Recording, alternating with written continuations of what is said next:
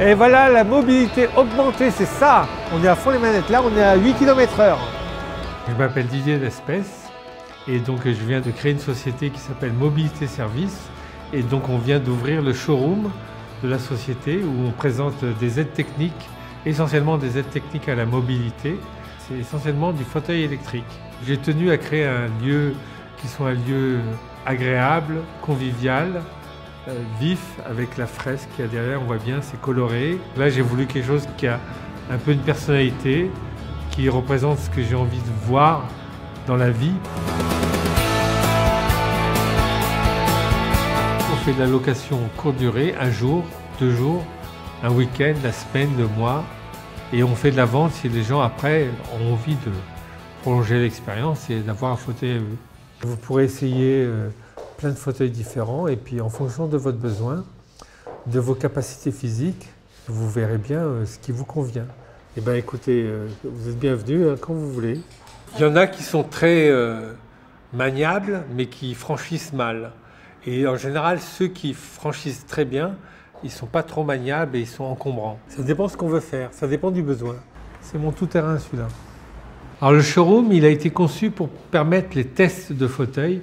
C'est pour ça qu'on a fait une marge de 5 cm et une marge de 10 cm et une petite rampe afin de tester le fauteuil avant de le louer et avant éventuellement de l'achat. Ce qui fait que les gens peuvent vraiment choisir en toute connaissance de cause. Il y a plein de petits plus ici. Il y a par exemple un corner mode. Donc c'est quelque chose qui commence à être assez connu qui s'appelle Constant et Zoé. Et c'est ça que Constant et Zoé a réussi comme challenge. C'est faire des vêtements faciles à enfiler, qui soient à la fois assez techniques pour être chauds et doux et jolis.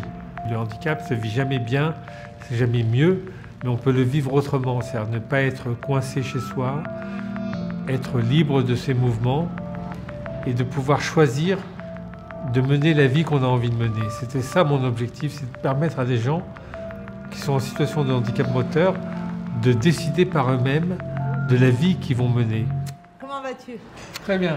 Alors comment va ton papa? On a découvert que son père ne pouvait pas manipuler les joysticks. Exactement. Donc on lui a proposé un autre type de fauteuil, les scooters. Et après ils sont partis avec et tout de suite apparemment ça a bien marché, il a pu gérer. C'est la première fois que je voyais en 2 ans le sourire sur le visage de mon père. Moi, voilà, j'en ai pleuré.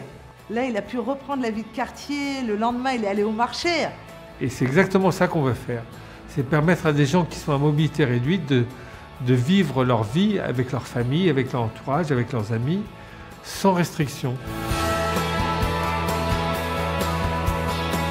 On a ouvert ce showroom en espérant accueillir tous les rouleurs. Je voudrais que ça devienne un lieu de rencontre convivial afin d'échanger. Partageons nos expériences de voyage en avion, en bateau, en train. Ainsi, nous gagnerons notre liberté.